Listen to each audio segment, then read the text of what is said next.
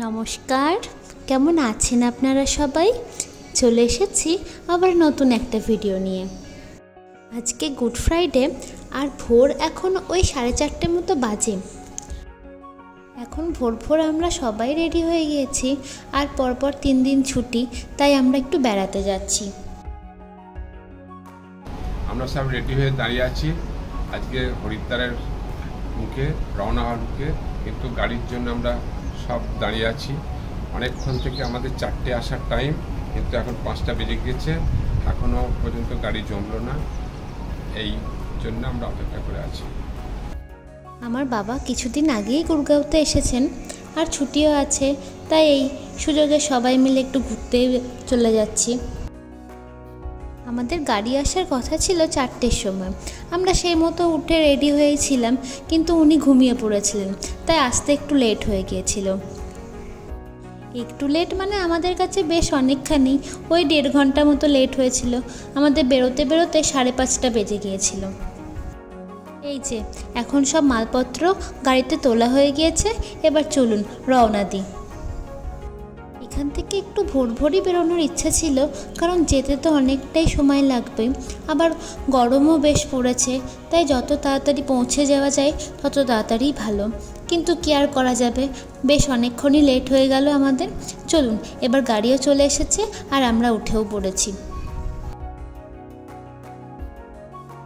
প্রায় 3-3.5 ঘন্টা জার্নি করার পর এখন একটু দাঁড়িয়েছে এখানে।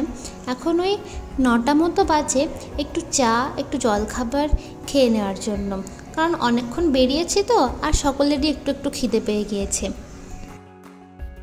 এই যে এখানে আমরা একটু চা খেয়ে নিচ্ছি। জায়গাটা পুরোটাই একটা মার্কেট প্লেস, প্রচুর দোকান পাশারি আছে আর প্রচুর গাড়ি এসে দাঁড়িয়েছে। পরপর 3 দিন তো ছুটি, তাই সকলেই বেরিয়ে পড়েছে ঘুরতে।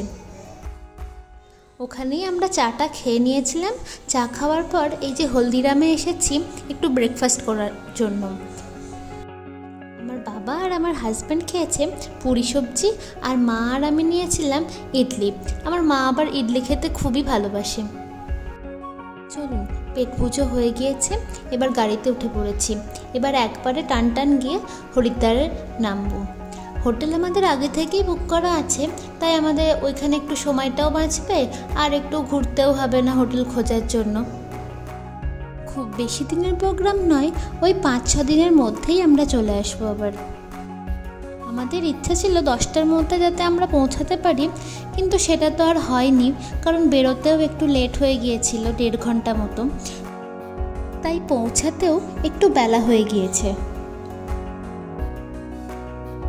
এখন হরিদ্বার ঢুকে পড়েছি আর হোটেলের কাছাকাছিও চলে এসেছি।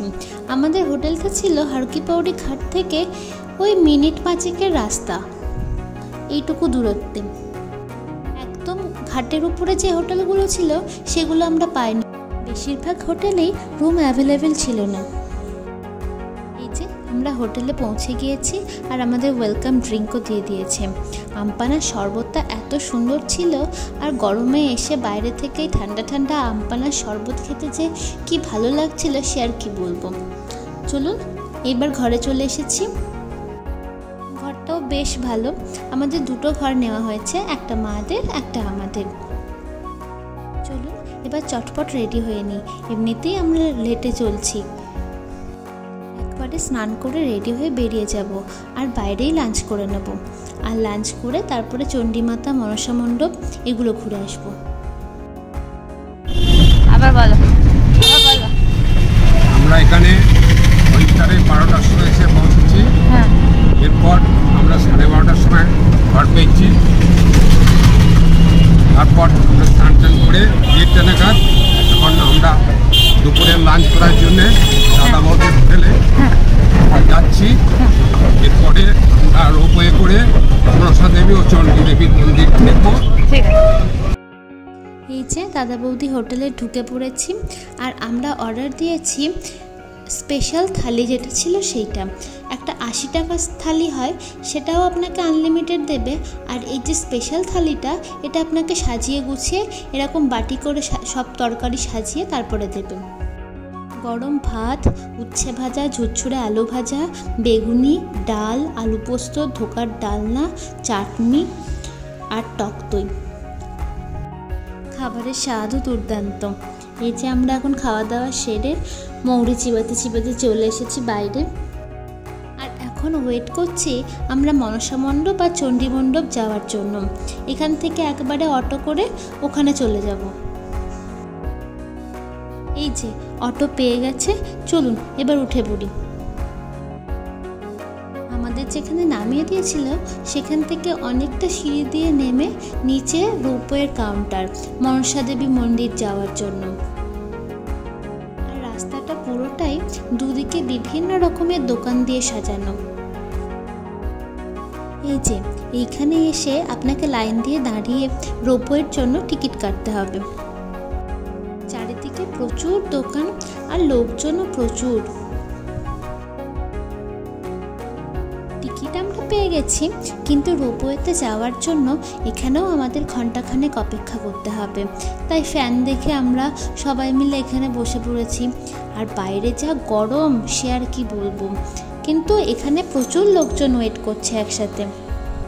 আমাদের টিকিট নম্বর ছিল 62 আর আমরা পৌঁছে গিয়েছিলাম ওই যখন ধরুন 50 মতো হচ্ছে। তাই 1 ঘন্টার মধ্যেই, পুরোপুরি 1 ঘন্টাও লাগেনি, তার মধ্যেই আমাদের ডাক চলে এসেছিল। আর এখানে যেহেতু এত লোকের চাপ, তাই প্রচুর পাখাও দেওয়া ছিল আর বসবার জন্য প্রচুর চেয়ার পাতা ছিল। তাই আমাদের খুব একটা এখানে অসুবিধা হয়নি। চলুন, আমাদের ডাক চলে এসেছে, এবার যাই। এখানেও বেশ খানিকটা লাইন দিতে হচ্ছে। এই যে আমরা উঠে পড়েছি রোপওয়েতে।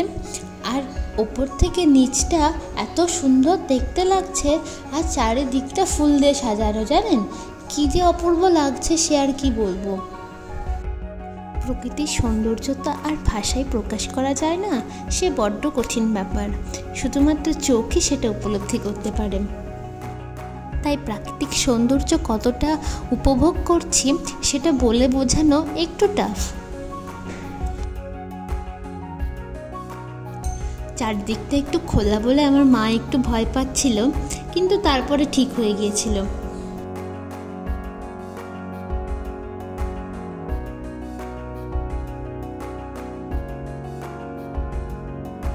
আর আমরা তো এটা খুবই এনজয় করছিলাম। কিন্তু এই জার্নিটা বেশিক্ষণের নয়, ওই 3 মিনিট কি 4 মিনিট মতো, তার মধ্যেই আমরা আবার নেমে পড়েছিলাম। এই যে ওখান থেকে নেমে চলে এসেছি মনসা মণ্ডপের ওখানে। সাইডেই জুতো খোলার ব্যবস্থা আছে, ওখানে আমরা জুতো খুলে সবাই মিলে চলে গিয়েছিলাম মাকে পুজো দিতে। তারপর পুজো টুজো দিয়ে চলে এসেছি। প্রচণ্ড ভিড় ছিল। আবার যেমনি পথে এসেছি ওই পথেই আবার ফেরত যাচ্ছি। এবার ওখান থেকে আমরা গিয়ে যাব হরকিপৌড়ি ঘাটে গঙ্গা আরতি দেখতে।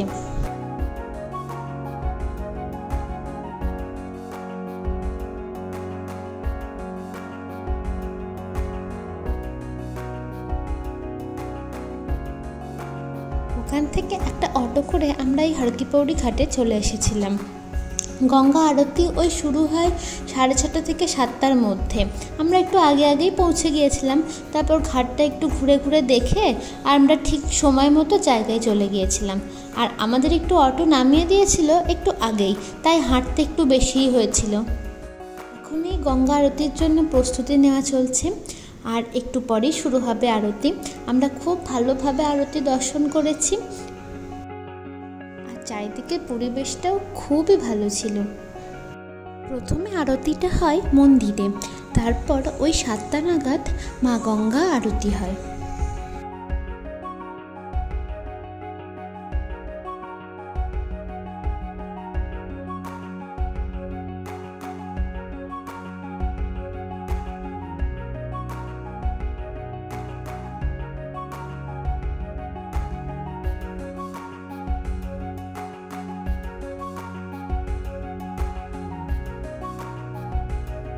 গঙ্গা আরতি দেখে আমরা ওই 9টা নাগাদ হোটেলে ফিরে গিয়েছিলাম।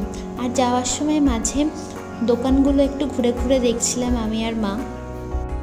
বেশ, চলুন আজকে তাহলে এই পর্যন্তই। দেখা হবে খুব শিগগিরই নতুন একটা ভিডিওতে।